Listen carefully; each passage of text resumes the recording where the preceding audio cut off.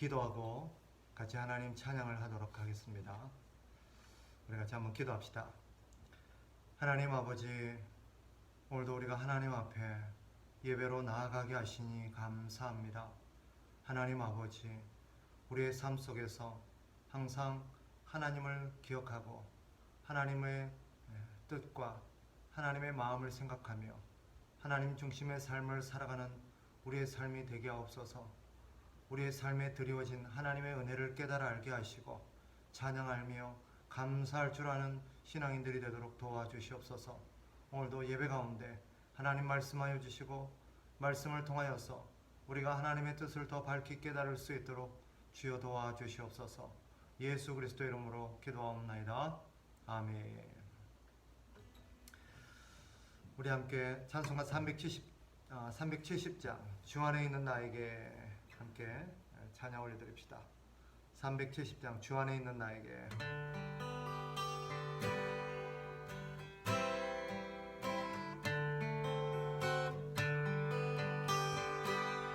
주 안에 있는 나에게 딴 근심이 있으랴.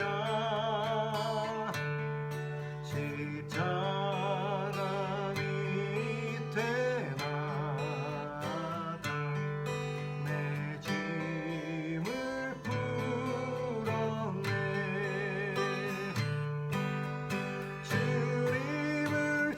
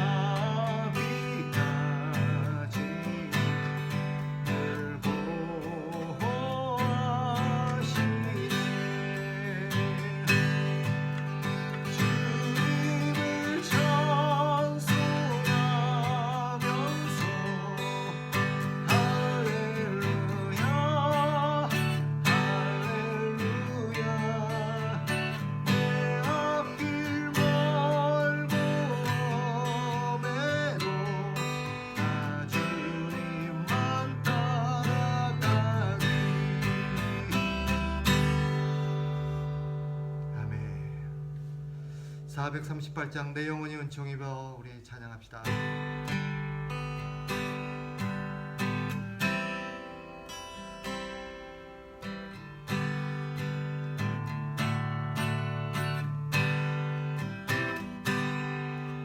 내 영혼이 은총 입어 중한 죄짐 덮고 보니 슬픔 많은 이 세상도 정글으로 하도다. 할렐루야 찬양하세. 내 모든 죄 사함받고 주 예수와 동행하니 되어리라.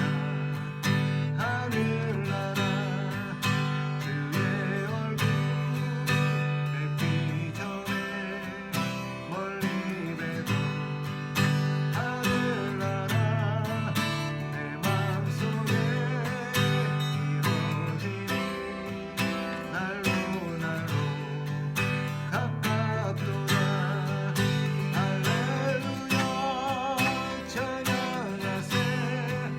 내 모든 죄 사함받고 주 예수와 동행하니 되어리라. 하늘나라 높은 산이 거친 들이 조막이나 궁궐이나 내 주 예수 오신 게어리나. 하늘나라 할렐루야 찬양하세. 내 모든 죄 사함받고 주 예수와 동행하니 되어리라. 하늘나라 할렐루야 할렐루야 찬양하세. 내 모든 죄 사함받고 주 예수와 동행하니 되어린다. 하늘나라 할렐루야 찬양하세. 내 모든 죄 사함받고 주 예수와 동행하니 되어리라. 하늘나라.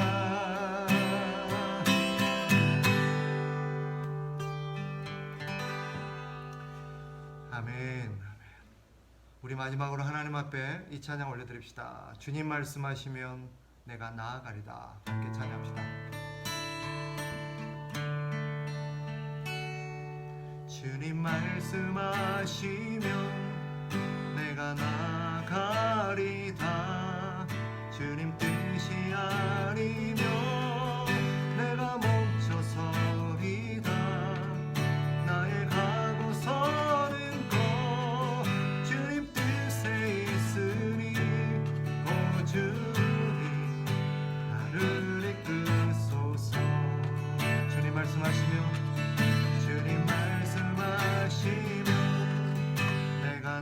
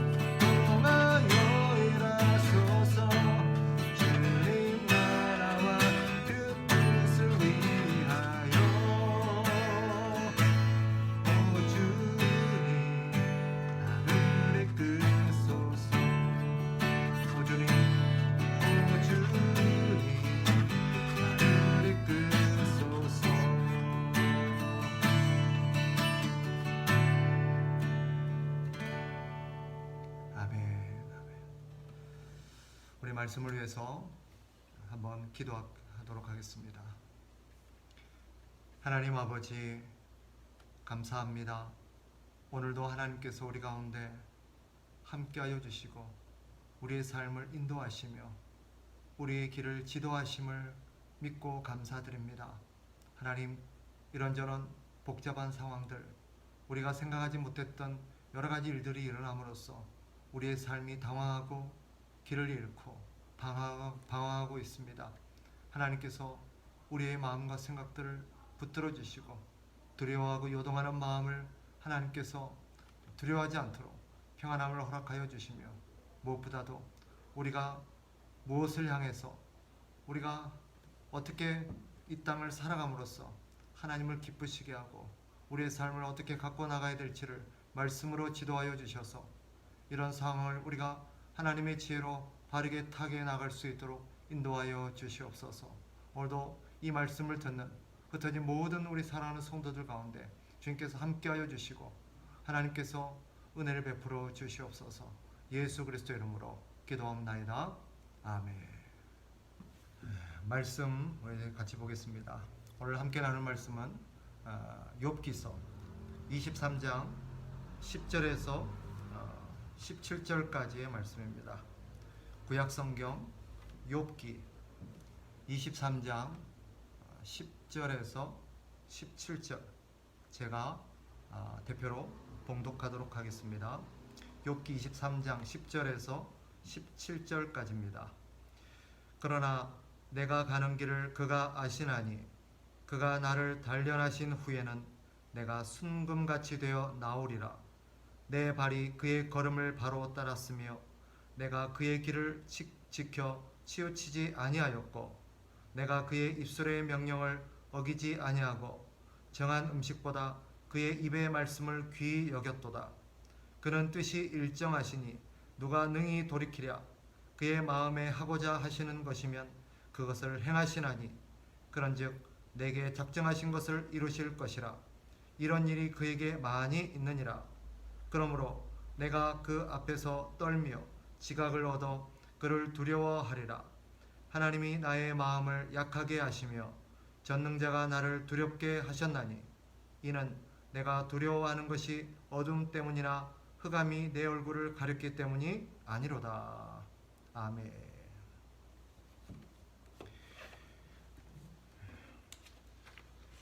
우리가 읽었던 10절 말씀을 다시 한번 보도록 합시다. 10절에 보면 이렇게 욥이 고백하죠. 그러나 내가 가는 길을 그가 아시나니 그가 나를 단련하신 후에는 내가 순금같이 되어 나오리라. 10절의 말씀은 우리에게 아주 익숙한 말씀이지요. 또 많은 그리스도인들이 이 구절을 통해서 큰 위로를 얻기도 하고 또 이 구절을 붙들고 고난을 이겨 나가기도 합니다. 그들은 이 구절을 통해서 이렇게 다짐을 하곤 하죠. 비록 내가 지금은 흠이 많고 부족한 사람이지만 이 고난을 통해서 나는 더욱 성숙되어지고 하나님께서 나를 더욱 훌륭한 사람으로 세워나갈 것이다. 이런 기대감을 가지고 이 말씀을 붙들고 고난을 이겨내곤 합니다. 그런데 우리가 읽고 우리가 생각하는 또 이 구절 정말 그런 뜻일까요?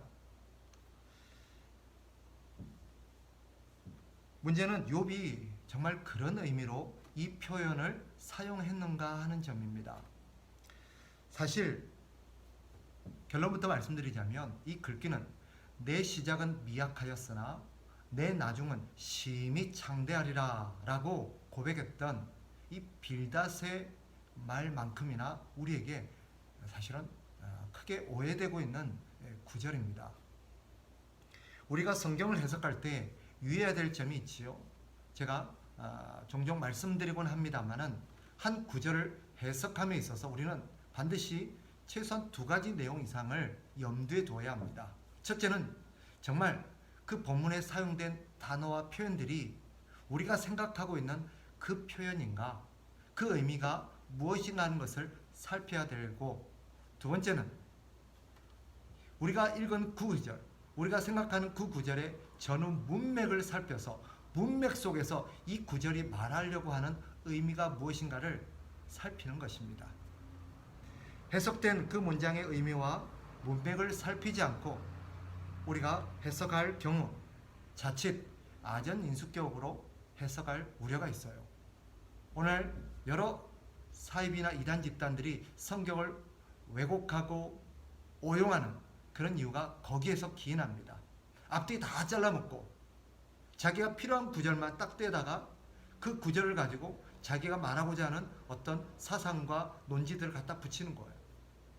이것만큼 성경을 곡해하는 그런 일도 없습니다. 본문을 다시 한번 봅시다. 10절에 우리가 생각하는 중요한 단어가 하나 있습니다. 10절에 보면 그가 나를 단련하신 후에는 이라고 되어 있지요. 그가 나를 단련하신 후에는, 이 단련하다라는 이 동사 히브리어 바하는 사실 검사하다, 검증하다는 뜻입니다. 즉 누군가를 단련시키고 훈련시킨다라는 의미가 아니라 죄가 있는지 없는지 검증해내고 검사한다라는 뜻입니다. 따라서 본절의 의미는 이런 의미입니다. 하나님께서 나를 검사해 보시고 검증해 보시면 내가 순금같이 깨끗하고 귀한 존재라는 것을 분명 증명될 것이다. 사실 이런 의미로 욥이 쓰고 있는 것입니다. 공동번역은 이 의미를 잘 살렸습니다. 공동번역에 보면 이 구절을 이렇게 해석해 놓고 있습니다. 그는 나의 걸음을 낱낱이 아시나니 털고 또 털어도 나는 순금처럼 깨끗하리라. 또 표준 세번역도 이 의미를 아주 잘 살려놓고 있습니다. 표준 세번역은 이 표현을 이렇게 해석하고 있습니다. 하나님은 내가 발 한 번 옮기는 것을 다 알고 계실 터이니 나를 시험해 보시면 내가 흠이 없다는 것을 아실 수 있으련마. 즉 욥이 이 구절을 통해서 하려고 했던 것은 내가 비록 연약하지만 지금은 흠이 많고 지금은 내가 부족하지만 내가 하나님의 단련하심을 받게 되면 장차 나중에는 순금같이 훌륭하고 성숙한 사람이 될 것이다. 이런 의도로 고백한 것이 아니라는 의미입니다. 즉 무엇입니까? 내가 거룩하고 내가 순금 같은 존재라는 것을 하나님이 나를 검사해 보시면, 검증해 보시면 드러나게 될 것이다 라는 것을, 자신의 의로움, 자신의 무지함을 말하려는 것이지요. 전후 문맥을 봐도 이 의미가 명백하게 드러납니다. 이어지는 11절 이하를 다시 한번 보세요. 그래야 11절 이하의 의미가 이해가 되고, 그래서 11절부터 12절에 이렇게 표현하고 있구나 하는 것을 알 수 있습니다. 11절, 내 발이 그의 걸음을 바로 따랐으며 내가 그의 길을 지켜 치우치지 아니하였고. 12절, 내가 그의 입술의 명령을 어기지 아니하고 정한 음식보다 그의 입의 말씀을 귀히 여겼도다. 즉 욥이 이렇게 말하고 있는 거예요. 내가 하나님 앞에 의롭다는 것을. 지금 앞에서 어떤 일이 전개되고 있습니까? 욥의 세 친구가 욥을 정죄하고 있죠. 너의 고난은 죄에서 기인한 것이다. 네가 지금 이렇게 재앙을 받고 네가 이렇게 고통을 당한 것은 네가 지금 죄에 대한 결과이니 지금이라도 그것을 인정하고 하나님 앞에 잘못했다고 빌어라 라고 욥의 친구들이 얘기하고 있는 거예요. 그러자 욥이 지금 그에 대해서 답변하는 것입니다. 내가 지금 깨끗하고 순금같이 흠이 없다는 것을, 내가 죄가 없다는 것을 하나님이 조사해 보면 분명하게 드러나게 될 것이다 라는 것을 말하는 거예요. 그리고 11절 12절에서 그에 대한 구체적인 설명들을 하고 있는 것입니다. 앞 빌닷의 글귀처럼 표현이 좋다고 해서 다 하나님의 뜻으로 간주해서는 안 됩니다. 많은 경우 우리 속에 옳은 대로 이해해서 하나님의 뜻을 곡해하게 될 때가 많이 있습니다. 오늘 우리가 읽은 이 구절도 대표적인 그런 구절이라고 볼 수 있겠죠. 물론 하나님은 우리를 단련시키셔서 더욱 아름답고 성숙된 하나님의 사람으로 만들어 가실 것입니다. 그러나 오늘 본문의 표현이 그것을 의미하는 것은 아닙니다. 그러니 전후 문맥과 단어의 의미를 면밀히 살펴서 우리가 성경을 공부하고 이해하는 게 필요합니다. 그래서 제가 성경을 읽을 때 우리가 성경을 공부하듯이 읽어야 된다라고 말씀드린 이유가 여기에 기인합니다. 자, 그렇다면 욥이 이 표현을 통해서 또 오늘 본문을 통해서 욥이 하려고 하는 의도는 무엇인가 하는 것. 또 한 가지는 그래서 이 본문을 통해서 하나님께서 우리에게 깨우쳐 주시려고 하는 것은 무엇인가를 우리가 좀 살펴봅시다. 욥이 이렇게 표현한 의도, 앞서 말씀드린 것처럼 자신이 이 고난, 자신에게 드리워진 이 고난이 죄로 인한 것이 아니라는 것을 말하려는 의도입니다. 물론 욥 자신이 순금처럼 깨끗하고 고결한 존재다, 그것을 표현하려는 의도는 아니지요. 이 재앙이 자신의 죄와 무관하다는 것을 말하려는 것입니다. 그래서 11절 12절에서 내 발이 그의 걸음을 바로 따랐으며 내가 그의 길을 지켜 치우치지 아니하였고 내가 그의 입술의 명령을 어기지 아니하고 정한 음식보다 그의 입의 말씀을 귀히 여겼도다. 세상에 순금처럼 깨끗한 사람이 어디 있겠습니까? 더더욱 하나님 보시기에 순금처럼 깨끗하고 그런 고귀한 가치를 지닌 존재가 어디 있겠습니까? 우리는 아무리 노력해도 하나님의 명령을 온전히 지킬 수 없는 사람입니다. 그럼에도 욥이 과거의 자신의 신앙생활이 하나님 앞에서 정말 흠이 없이 살려고 몸부림쳤노라, 자신이 하나님 앞에서 정말 의롭게 살려고 힘썼노라 라고 말하는 의도는 욥이 이 고난을 통해서 깨닫게 된 한 가지를 말하려는 거예요. 그게 뭐냐? 분명한 것은 자기도 과거에 이런 모든 인간에게 드리워진 고난들이 죄로 인한 결과로 생긴다고 믿었어요. 그리고 자기에게 이런 재앙이 생기기 전까지는 본인도 다른 사람이 어떤 고난을 받는다든지 다른 사람이 어떤 재앙을 받을 때 본인도 그렇게 이해를 했던 것입니다. 그런데 자신이 이런 재앙을 당하고 자신이 이런 고난을 받고 보니까 이런 하나님의 사람, 즉 신자에게 드리워진 고난이 모두가 죄에서 기인한 것만은 아니더라는 거예요. 그 근거로 자기의 삶을 얘기하는 것입니다. 하나님 앞에서 정말 거룩하게 살려고, 의롭게 살려고 몸부림쳤음에도 불구하고 자기 삶에 이렇게 고난이 생기고 재앙이 일어난 거 보면 이 재앙이 반드시 죄로 인한 것이 아니라는 것을 지금 깨닫게 되었노라는 것을 친구들에게 말하려는 의도입니다. 이것이 욥이 깨닫게 된 것이요. 그러면서 욥은 13절 14절에서 이렇게 자신의 고난과 관련해서 깨달은 바를 고백합니다. 13절 14절 그는 뜻이 일정하시니 누가 능히 돌이키랴. 그의 마음에 하고자 하시는 것이면 그것을 행하시나니 그런즉 내게 작정하신 것을 이루실 것이라. 이런 일이 그에게 많이 있느니라. 이게 무슨 말일까요? 이런 의미입니다. 하나님은 당신이 작정한 것을 반드시 이루시는 분이라는 거예요. 그런데 하나님이 당신이 계획하시고 작정하신 것을 이룸에 있어서 하나님은 절대 인간과 타협하지 않더라는 거예요. 즉 인간의 노력 여부에 따라서 하나님의 계획이 철회된다든지 계획이 달라지지 않더라는 거예요. 자기의 경험을 빗대어서 지금 고백하는 것입니다.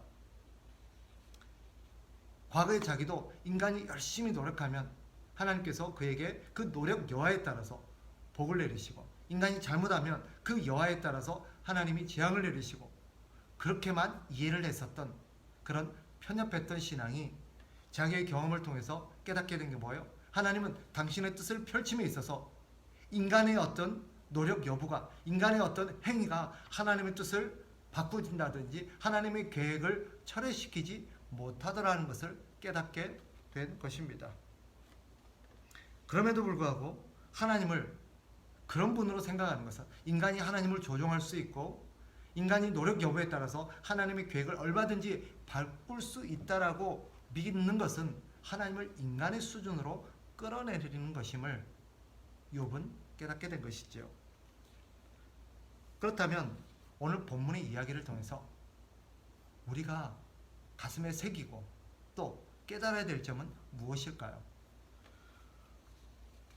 오늘 욥의 고난을 우리가 살피면서 오늘 본문을 통해서 깨닫게 되는 교훈 한 가지가 있습니다. 그것은 뭐냐?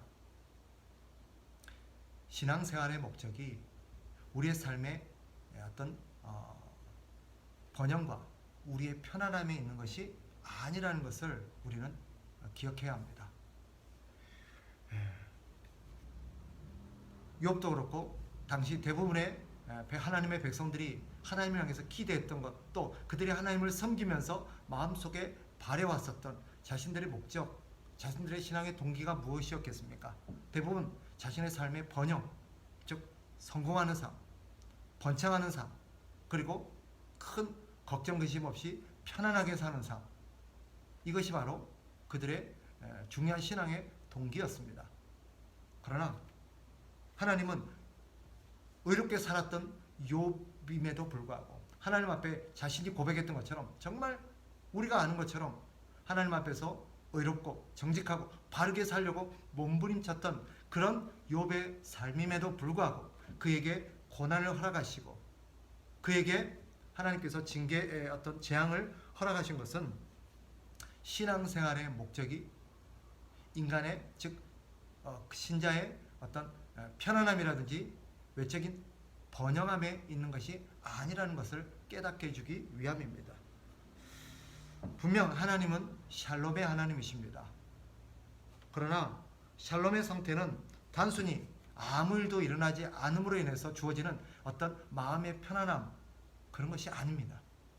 성경이 말하는 샬롬은 하나님의 뜻과 우리 뜻이 일치함, 하나됨으로 인해서 어떤 환경과 상황 속에서도 흔들리지 않는, 요동하지 않는 그런 마음의 상태가 샬롬입니다. 그러기 위해서 우리는 우리 마음속에 하나님의 뜻을 품어야 하고 하나님의 뜻과 우리 뜻이 일치가 되도록 우리는 힘을 써야 합니다. 성경이 말하는 불안이 무엇입니까?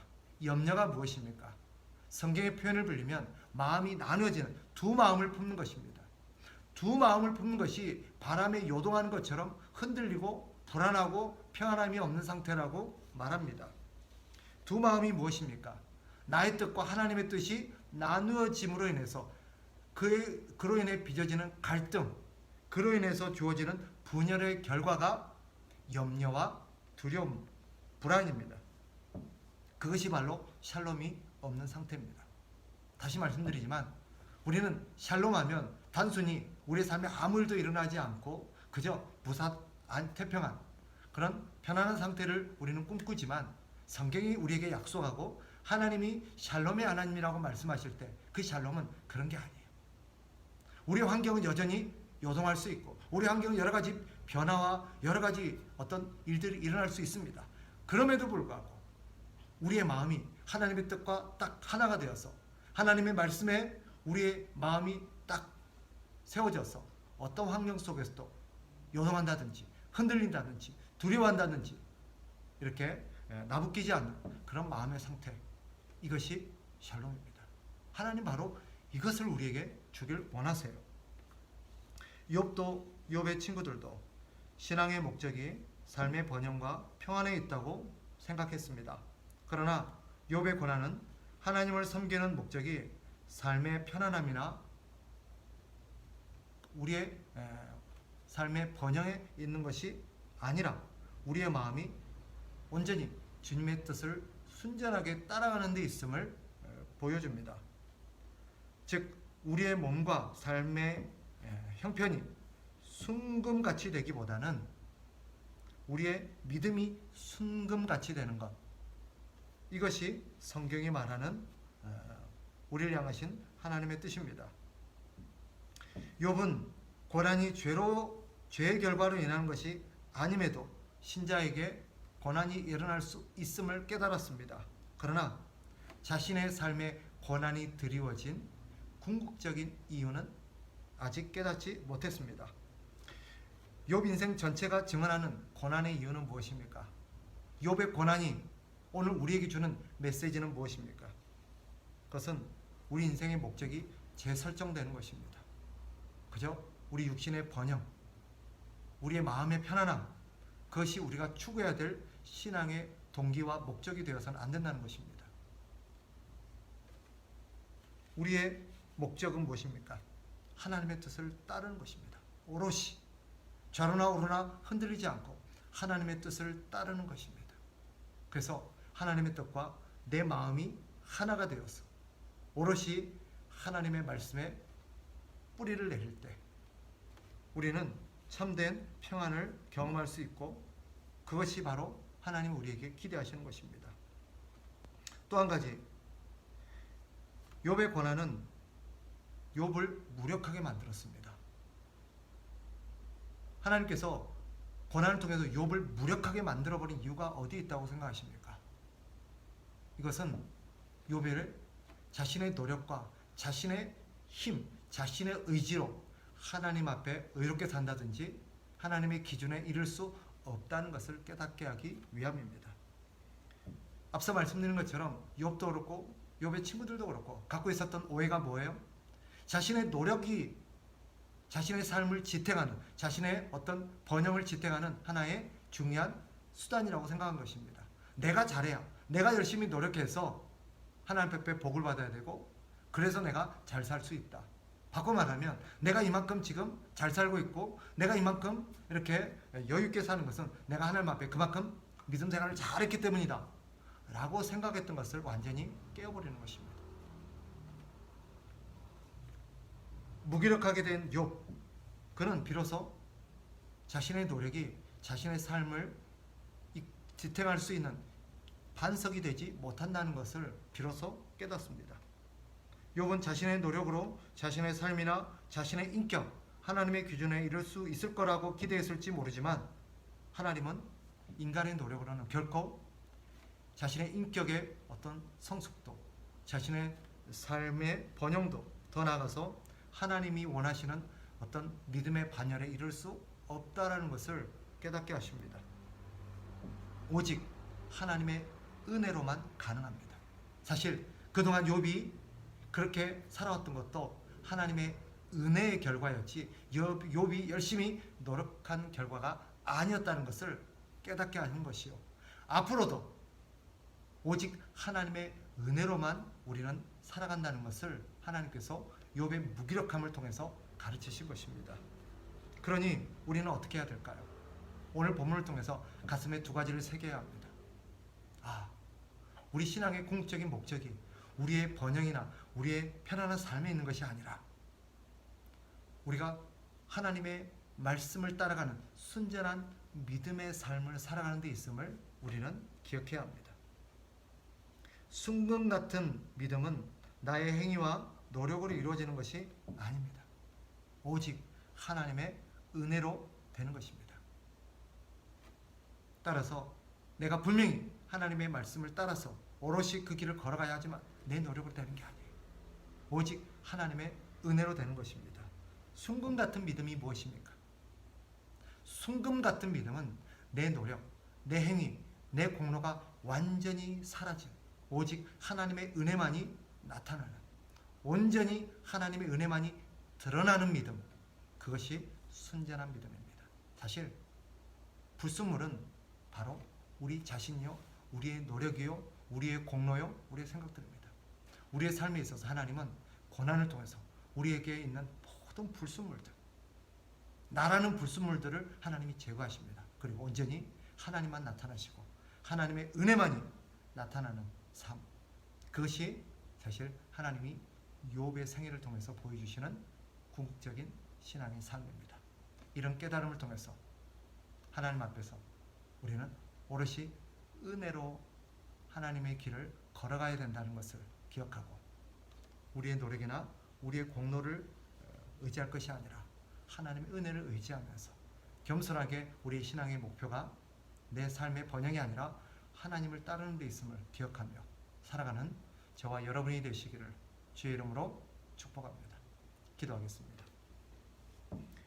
하나님 아버지, 오늘 이 말씀을 들은 저와 우리 모든 사랑하는 성도들, 하나님께서 마음과 생각을 깨닫게 하여 주셔서 우리의 삶에 하나님 깃들어 있는 여러 가지 불순물들, 신앙생활에 있어서 또 믿음에 있어서 여러 가지 우리의 힘, 우리의 노력, 우리의 공로, 우리 자신의 어떤 자아, 이기적인 우리의 욕심들, 이런 모든 것들이, 이 모든 불순물들이 은혜의 용광로 속에서 또 하나님의 고난의 용광로 속에서 다 녹아져 없어져서 오직 하나님의 은혜만이 완전히 나타나는 그런 믿음의 수준으로 우리가 나아갈 수 있도록 하나님께서 우리를 깨닫게 하여 주옵소서. 모든 것이 하나님의 은혜인 줄 알고 감사하며 살게 하시고 하나님께 영광을 돌리며 살게 하시되 우리 신앙의 공적인 목적이 우리의 삶의 편안함이나 우리 육신의 번영이 아니라 하나님의 뜻에 있음을 기억하고 하나님의 뜻을 따라 우리의 모든 삶을 건축해 나가는 그런 믿음의 삶이 되도록 주여 도와 주시옵소서. 오늘도 이 힘겨운 시대를 살아가는 우리 성도들에게 은혜를 베푸시고 위로하여 주시고 용기를 주시고 하나님의 돌보심을 깨달아 알게 하여 주시옵소서. 예수 그리스도 이름으로 기도하옵나이다. 아멘. 우리 주기도문으로 예배 마치겠습니다. 하늘에 계신 우리 아버지여, 이름이 거룩히 여김을 받으시오며 나라가 임하시오며 뜻이 하늘에서 이루어진 것 같이 땅에서도 이루어지이다. 오늘 우리에게 일용할 양식을 주시옵고 우리가 우리에게 죄 지은 자를 사하여 준 것 같이 우리 죄를 사하여 주시옵고 우리를 시험에 들게 하지 마시옵고 다만 악에서 구하시옵소서. 나라와 권세와 영광이 아버지께 영원히 있사옵나이다. 아멘.